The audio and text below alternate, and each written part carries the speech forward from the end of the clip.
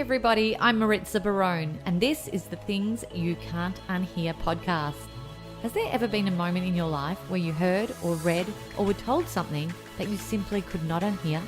Something that caused you to make positive changes so that you could become the best version of yourself?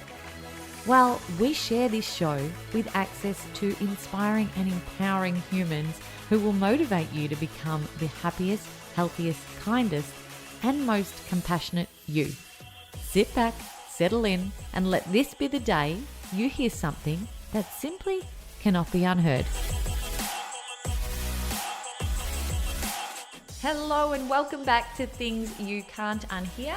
Maritza here. I hope today is one of those days where you hear something on this show that shifts you into some positive change. Today on the podcast, we open up a conversation about drinking and our relationship with alcohol with Kathryn Elliott. Kathryn works as a certified alcohol mindset coach and has been living alcohol-free since July 2019.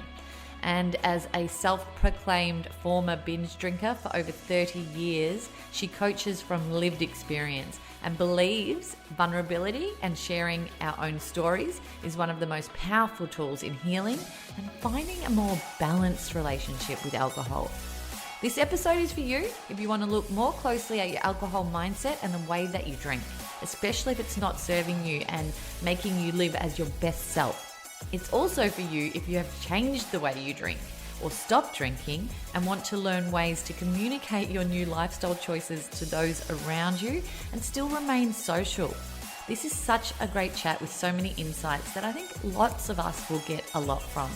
We also chat to Kathryn about her breast cancer diagnosis and the direct links she has found between drinking alcohol and breast cancer, plus the choosing to remain alcohol-free during the period of recovery being a catalyst to further healing and growth. So I look forward to diving in with you, and as always, please let me know what you think and what insights that you pulled from this. Just before we jump in, just a quick note to say I love sharing these inspirational voices on this show and also on the many other podcasts that I help to produce on the Guide Your Light Network, which has just launched and I'm very thrilled about.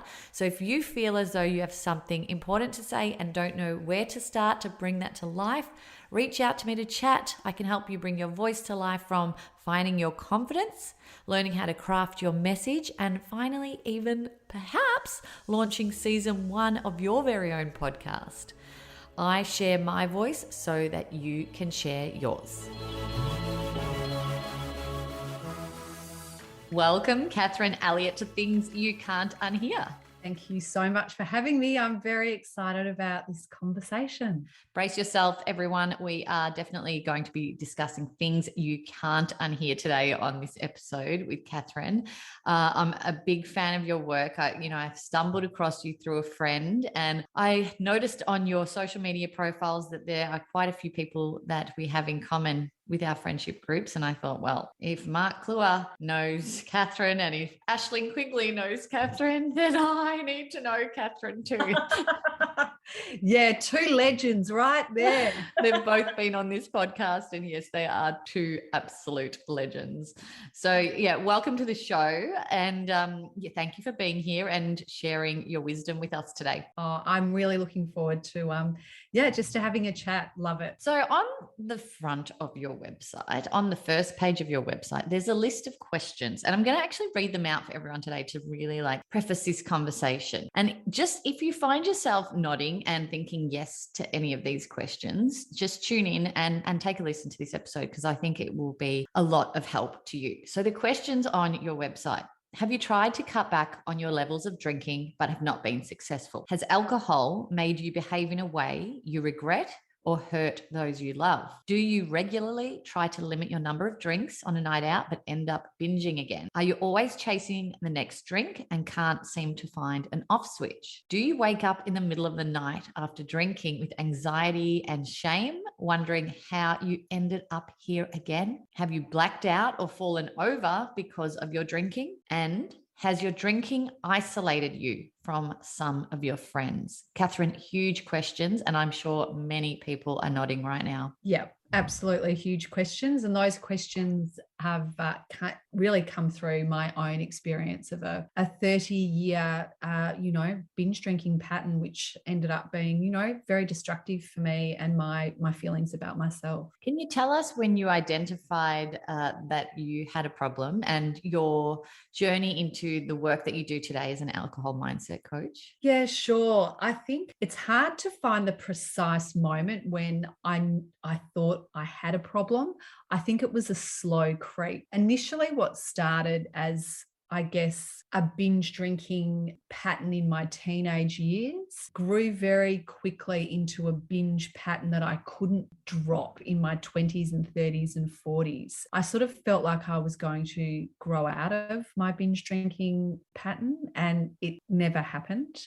And I guess I noticed in my own drinking that there was a compulsion when I was drinking. I just could not stop when I wanted to. And I often ended up drinking a lot more than I wanted to. I was the last to leave a lot of events. And then I got into a really negative, I guess, cycle of I'd feel so guilty and ashamed about it the next day that I would make myself get up early and exercise and eat well and punish myself for the drinking. So this was a cycle that I practiced for a long period of time. And it wasn't something I shared a lot with other people, because I looked around at the people that I was socializing with and hanging out with, and generally they were all binge drinking themselves. I don't know exactly what their thought processes were when they got home or the next day, but I was very much in the company of people who were drinking in a similar way. And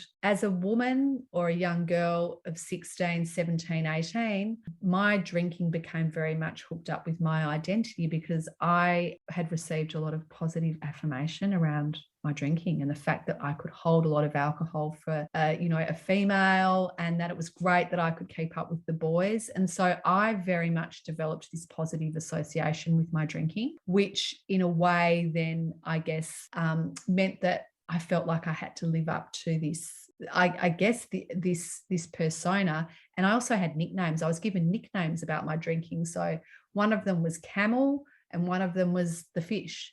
And, this all became part of, as I said, my identity. And, when I guess I decided to really look at my relationship with alcohol, which was when I was 46, I guess, I had to unpack all of this identity stuff, because it felt really strange to think of myself as being someone potentially who wasn't going to drink anymore. And I think in terms of just looping back to this question around, when did it become problematic, and this notion of it slowly creeping up, I guess for me, it was just this constant chattering in my head for a period of time around my drinking, questions being asked, not being able to stop when I wanted to. It affected some of my relationships and friendships, because I was behaving sometimes in a way when I was drinking that I wasn't proud of. And so this was all just building up over time. And I guess on the other side, there was this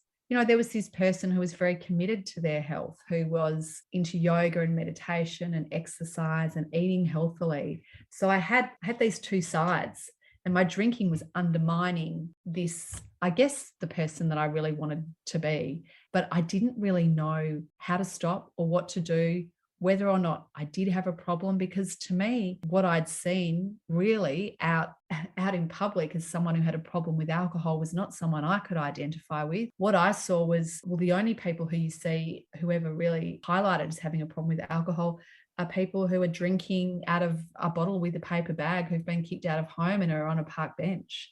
And so I sort of thought to myself, well, I don't think I've got a problem. I don't drink daily. I often take a month away from drinking. So is it really a problem? And it was, I guess, in April of 2019, I had a really awful experience on a family holiday where my three sons and husband were out with another family, and I drank a number of cocktails quite quickly and ended up just not remembering how I got home, blacked out, fell and hit my head in front of my kids. And it was just mortifying and embarrassing. And I guess that was the moment for me where I went out the next day and sat on the beach and just looked out across the water and really reflected and thought, something has to change. You're not happy. This is not who you want to be. And it was then that I really made a decision that I wanted to do something that I hadn't done before, which was to take an extended break away from drinking without a date to go back. I didn't stop right then and there, but I didn't have a binge again. And I decided that my date to stop drinking was going to be the 1st of July 2019. And that happened. And I've chosen to remain alcohol free ever since. That is an amazing story. I'm curious, Kathryn, did your relationships change around you when you stopped drinking? Because, you said you surrounded yourself, you were in friendship groups where everyone was sort of doing the same thing, and the weekend would roll around, or Tuesday afternoon, whatever day it was. And, everyone would get together and then the drinks would start flowing. So if you stopped that part of your social activity, did that change the people that you began to hang around and the way that you lived your life, I suppose? Yeah, it was such an interesting period of life for me, because I chose to stop drinking in July 2019. And then 6 weeks later, I was diagnosed with breast cancer. I found a lump in my breast. And then pretty much 6 to 8 months after that, we were in lockdown and the pandemic hit. So it was a really crazy period for me. And so even looking at how it affected relationships is interesting, because we weren't in a normal 2 years of life in a way. There weren't nearly as many social situations. We were cut off from friends and family for quite a long period. But what I did notice, I guess, in the first few months was that the breast cancer diagnosis was probably, in a way, it gave me a really good excuse not to be drinking alcohol and for no one to question why I wasn't drinking, I guess.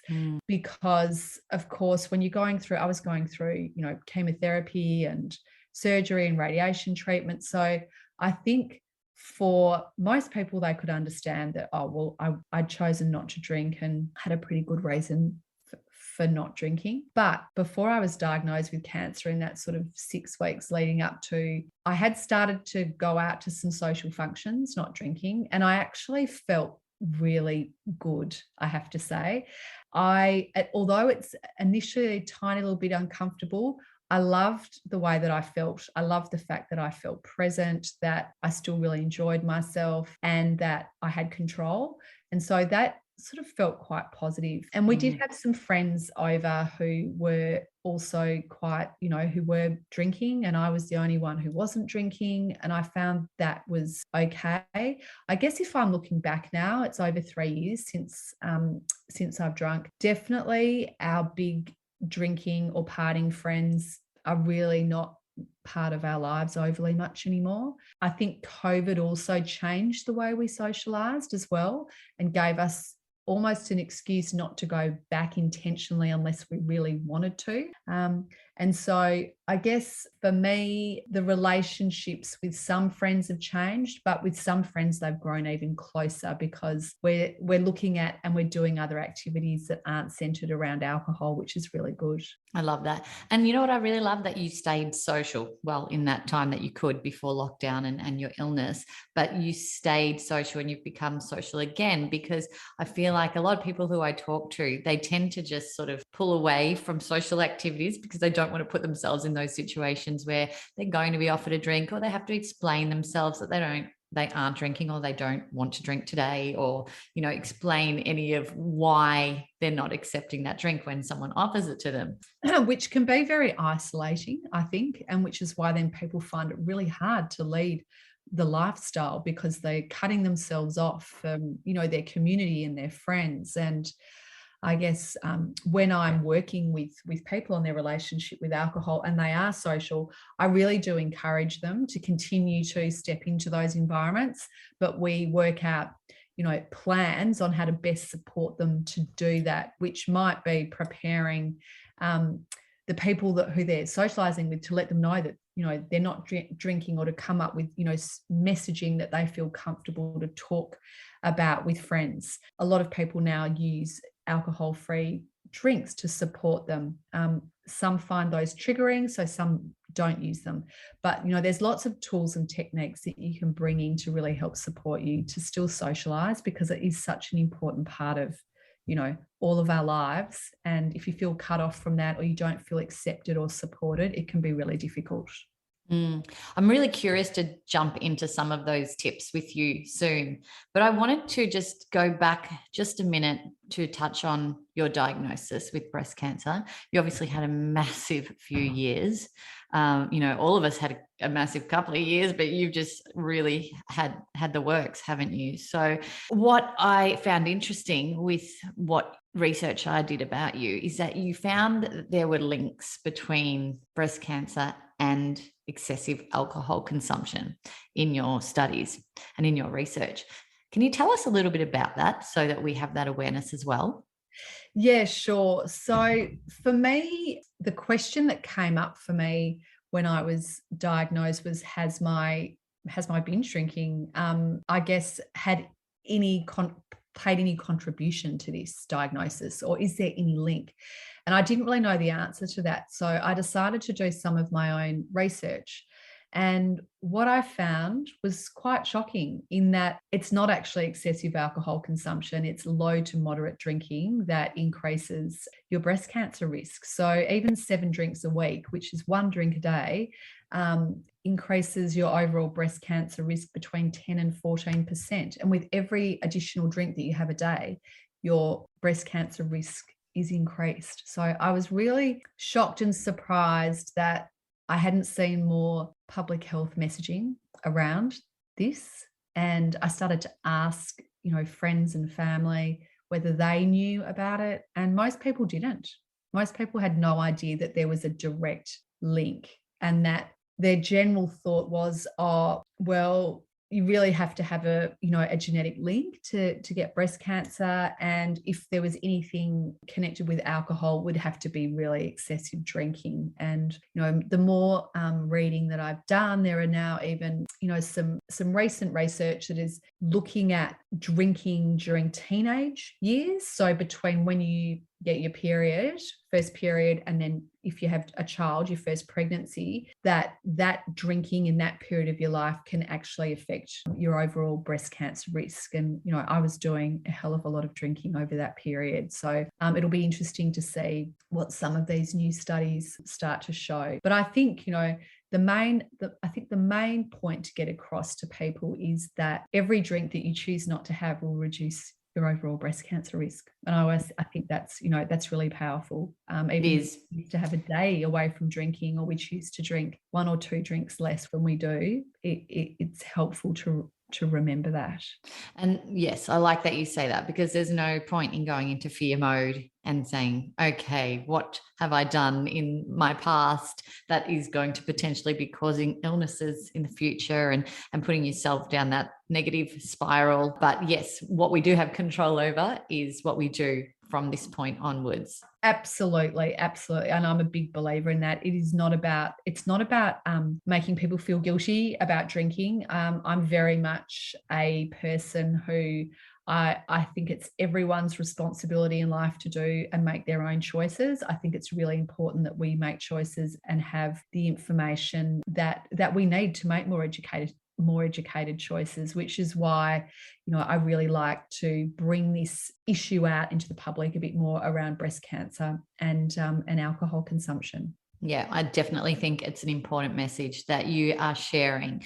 So from this point, you've stopped drinking, you now have regained your health and recovered from breast cancer, thankfully. And you now are an alcohol mindset coach. So you help other people on their journey to, correct certain behaviors that they no longer want around alcohol. So when people come to you, what are the first steps that you guide them through? And how do we, if someone's listening now, they've got that voice in their head, they're like, right, this is just resonating with me so much, and I really don't know how to start, when to start. What are some of the first steps that we can take to identify if we even have a problem in the first place? Yeah, I mean, I guess identifying whether you've got a problem, it's really unique to each person, to be honest. And a lot of it is actually relying on your inner knowing and the questioning that's going on in your own head. But some common questions that will come up are that, you're feeling regret, you're feeling shame, you're feeling anxiety, you're having issues limiting your drinking, you're trying to put rules and regulations around your drinking, you can't stop at just one or two, you're starting to think about drinking more and more. But really, it's actually a feeling. It's a feeling if you're feeling kind of consumed around the thoughts around your drinking, and that there's a lot of energy going into, thinking about drinking, recovering from drinking, whether or not you're drinking as much or as someone else. These are, when it's taking up kind of brain space, and it's been doing that for a period in time, and it's starting to drain you as well. You're starting to feel really drained by it. That's when it's really time to start to do some work on it. And it doesn't necessarily mean, you need to see a coach. There might be an opportunity to do some reading. There are some fantastic resources out there now. This Naked Mind by Annie Grace was the first book that I picked up and read, and I found that really useful. And then there are plenty of memoirs as well about other people's experiences. There are lots of podcasts that people can listen to now. So often that's a really great place to start, just to start listening in and seeing what if your story resonates with other people's as well. And it's also about being more mindful about your drinking and realizing that sometimes we can get into very unconscious drinking habits as well.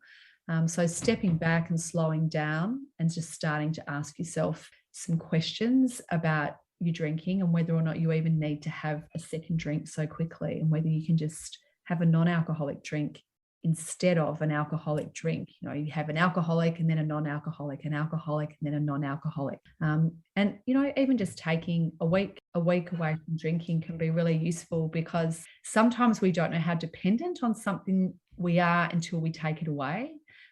So even if you don't necessarily think you've got a problem with drinking, it's a really interesting experiment to say, okay, I'm going to take 2 weeks or 3 or 4 weeks away from alcohol, just see where the triggers are and what comes up for you emotionally. What about the language we use? I find language fascinating and very important in anything that we do. But the language that we use when it comes to if people ask us if we'd like a drink or how we respond to that, what you suggest in those circumstances. Is this a question if someone asks you and you're not drinking? Yeah. Often with clients, one of the techniques we use is to say, yes, I'd love a drink. I'd love a mineral water, please. So rather than saying, no, I'm not drinking and having that negative bias, it's about owning it and being positive about what you're doing, or bringing your own drinks with you, which can be really useful, so that then you're prepared. The biggest thing that really, I guess, one of the things that people find very difficult initially is that if they're not prepared and something comes out of the blue, as someone offers them a drink and they kind of take it, or they haven't had time to really come up with what they want to say, or they've got friends who, start to heckle them a bit. So we do a lot of work, I guess, on looking at, okay, what would you say to a friend? Mostly it's about being really firm with your boundaries and saying, my health hasn't been great and I'm taking time away from drinking. I'd like you to respect my decision, full stop. It's when people feel that we're not enjoying the choice or the decision that we've made. So if we go, oh, no, I'm not drinking, it's such a pain, or I'm finding it really hard, that's when someone will try and come in and try and encourage you to drink. So it's really, about owning and taking responsibility. What I hear a lot of for people who are not drinking is that they get called boring by their friends who are drinking. Yeah. Is there a comeback? Is there language around that? Have you also heard that come up? Oh, this is a big one. It's a big one. And I know for me that when I was drinking, I used to look at people who chose not to drink or didn't drink, and I thought they were boring, not fun. I sort of used to steer clear from them, to be honest. Mm. And you know what I now know to be true is that drinkers can be really boring when they're drunk. So true. But also, if you are drunk, you don't want to be around a sober person because you are going to look stupid 100% of the time. Exactly. And it's not. And look, I don't think it's not one of those when you're drinking. And I know, remembering my own sort of, you know, mindset and approach to people who weren't drinking, you're not going to change people's thoughts. The only thing you can do really is act and be your own advocate in terms of you show people the way it's done. So you go to parties still, you have fun, you're present, you have great conversations, and people see that you're in a good place around your own behavior, and they can see that you're still having fun socially, that you're not drinking. And I think that's the way. You just do it through your own actions rather than trying to tell people that, you know, no, you're not boring, or that, you know, not drinking is boring. I think it's just about living the lifestyle, and the more people that are doing it, the more I think it will become more accepted, I think. In Australian culture, for sure. Yeah. You touched on something earlier about when you said you were catching up with friends and you found new activities to do together that wasn't circling around drinking. So can you tell us some of those so that people can go, you know what, I do still want to be social, but I don't want to sit at a bar with my friends, because then that will become old and boring for me after an hour or so, because, you know, everyone's just knocking them back and I don't want to be around that. So what other activities do you get up to, or, you know, how can you catch up with friends and shift the narrative, I suppose? Yeah, sure. So generally I now catch up with friends during the day, and we'll do something active. So it'll be, you know, we'll go for walks, we'll go for a hike, we'll go out and have brunch rather than lunch or dinner, so that there's no, you know, kind of alcohol involved. So those things have been really useful. Or go and do a Pilates or a yoga class. Or particularly with girlfriends, I found that even during lockdown and COVID, because you got into that pattern of going for walks, it's become a really nice way to catch up with people. And I'm also very comfortable now having dinner and going to dinner and parties without drinking alcohol.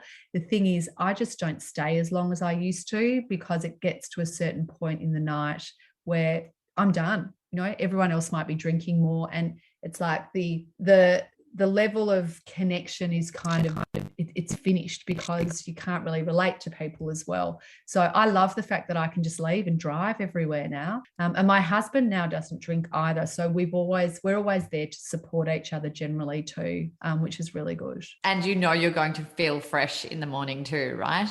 Absolutely. So this is a really great technique that I work through with clients, is playing the tape forward. So often our drinking memory often only focuses on that initial feeling of having a drink, and we get that dopamine hit and we feel, you know, a little bit warm and fuzzy. But play the tape forward. You know, what happens 5 drinks, 6 drinks later?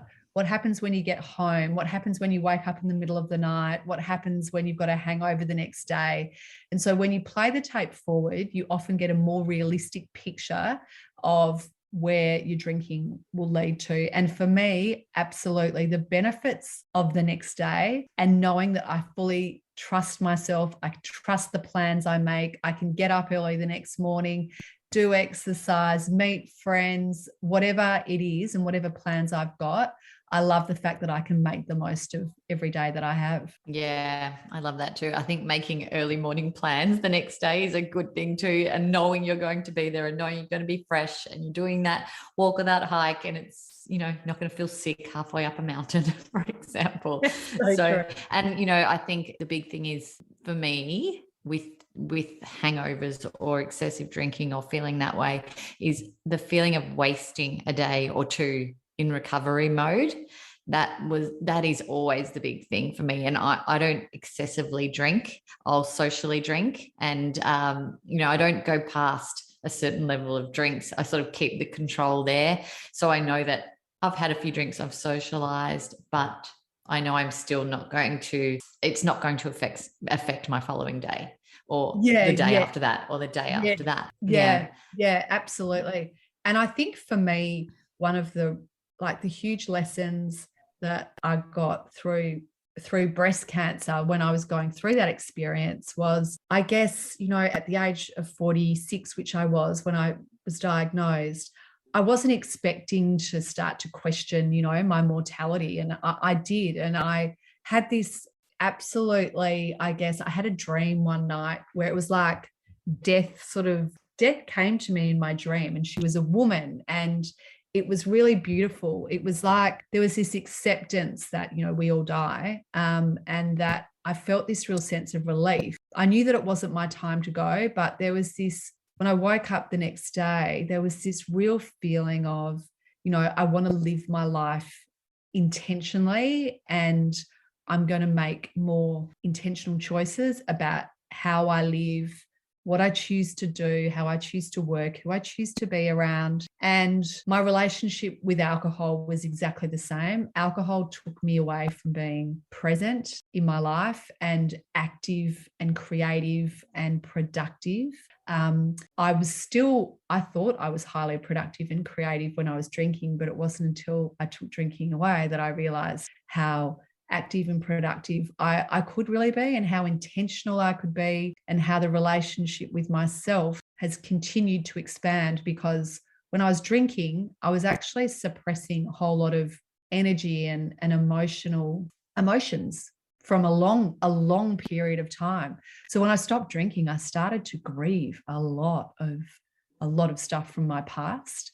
And that was part of the healing through cancer, was not only physical, it was also hugely emotional. It was like there was this rebirth out the other side that was really, I guess, it was turned up.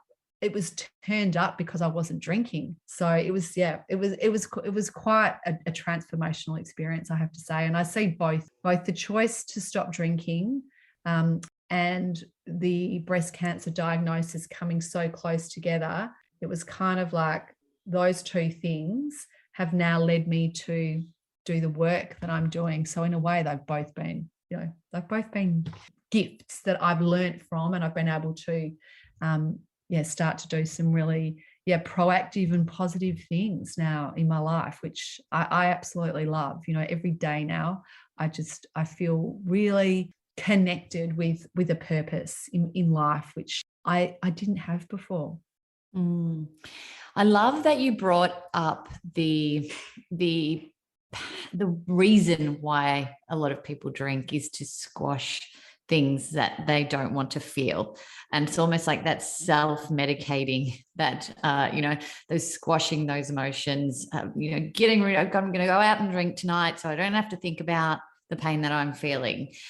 That is another side of drinking that a lot of us don't think about. And, the next day, you start, that's when those feelings can even be multiplied and amplified even more when you're feeling horrible. And those feelings start to re-emerge again of things that you potentially are, squashing when you're drinking. Yeah, absolutely. I mean, I don't think, for a lot of us, we're not really taught how to feel.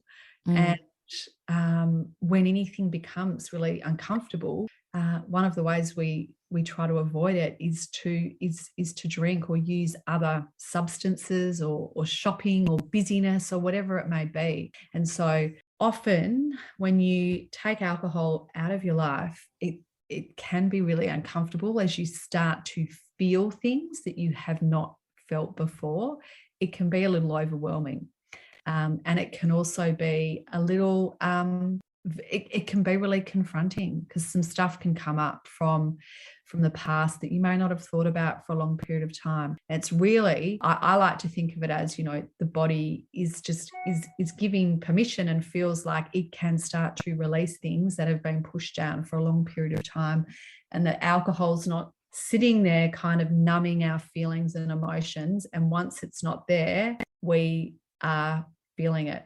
And a lot of work I do with clients is on actually not feeling that that's a negative thing. Like, they're negative and positive emotions, are there? I mean, we're all humans experiencing so much in life. Some of the emotions that we feel, we make them negative, but they're actually not. They're allowing them and not resisting them is really important.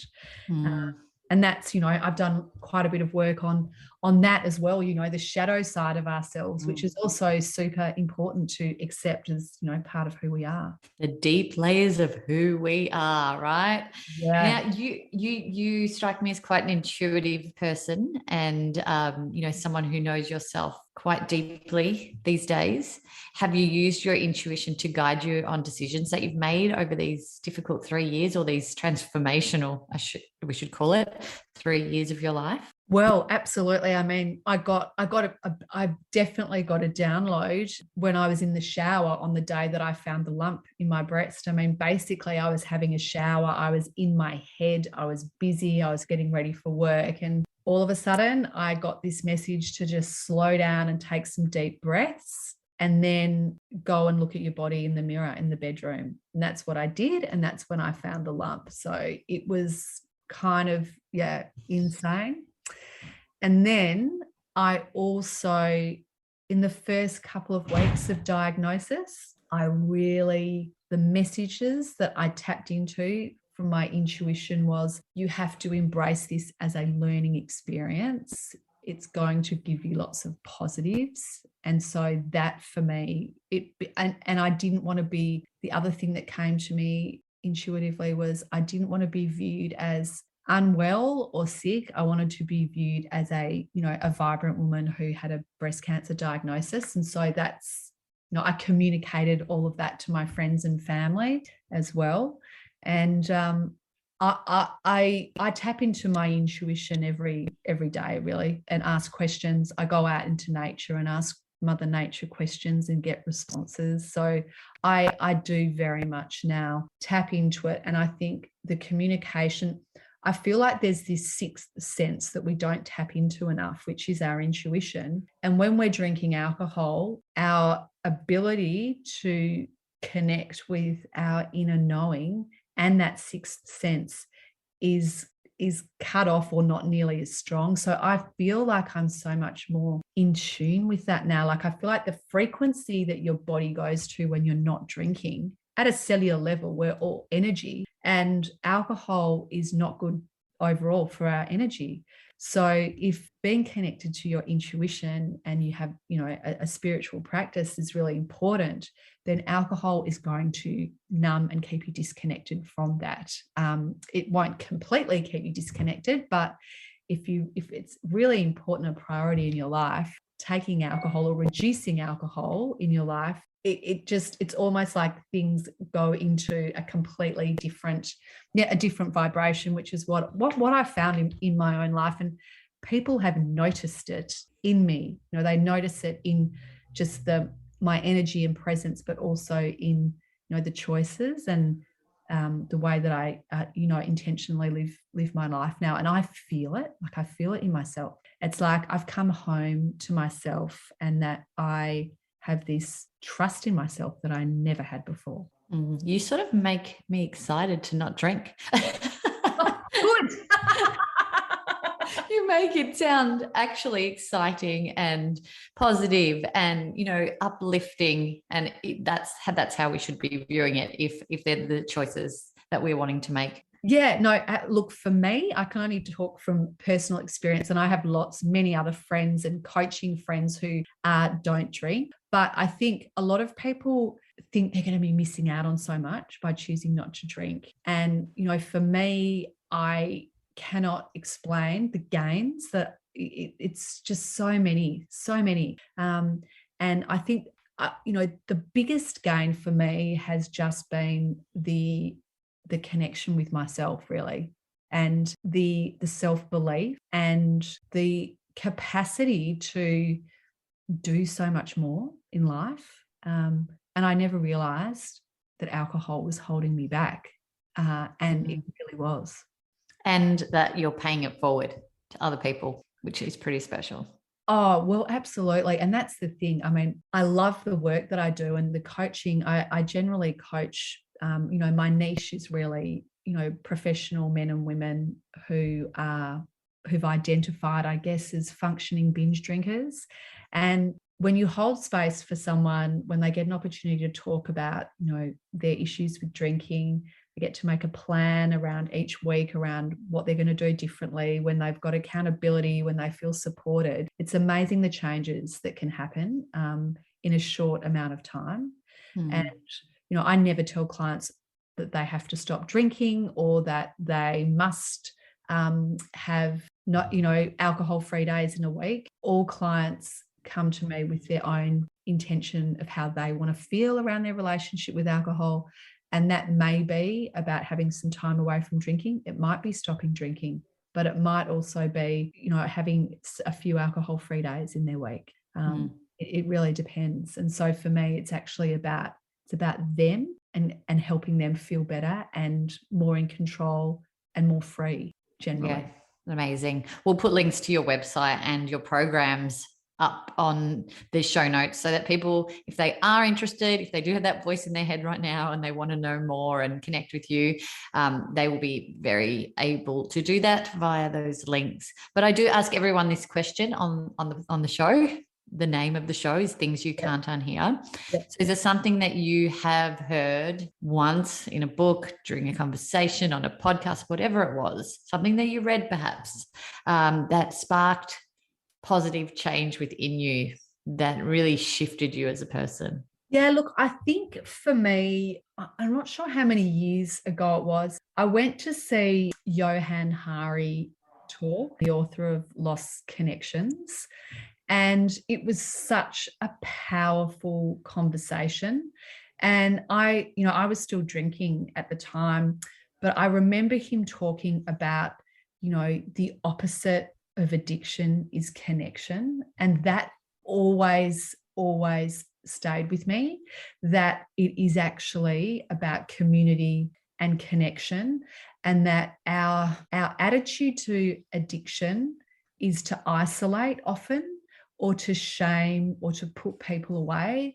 And so I always remember that people are so much more than an addiction or a drinking problem, and that the way out of a lot of these issues is actually love, community, compassion, connection. Yeah. Wow, what a great saying. The opposite of addiction is connection. I wrote that down on an old little receipt that I have sitting in front of me, which I will transfer to paper properly and share that around. I love that. Thank you so much, Kathryn, for your time today. So much great insight, amazing stories that you shared about yourself that really let us sort of engage and understand what it felt like from your point of view. And I'm sure many listening today connected with that quite deeply and saw an element of themselves in parts of your story. And, this is why we do what we do, right? We have these conversations so that we can help other people and, amplify their lives in a way that you feel like yours is now. Yeah, absolutely, Maritza. Thank you so much. I mean, I think I'm a really big believer that, in sharing our vulnerability and our stories, that absolutely is where we, connect as humans. And often there's too much of, not sharing the real gritty parts of our humanness. And so I think, it's beautiful that you're giving people the opportunity to do that through your podcast. So thank you. I always get so excited with these deep conversations that we have on the show. So thank you so much again, Kathryn. I can't wait to share this interview and chat to our listeners. Thank you so much. Thanks for listening to the show. What did you think? And what did you feel? Let us know by leaving me a message on the Things You Can't Unhear Instagram community page. And if you can, give us some ratings love on your favourite listening platform.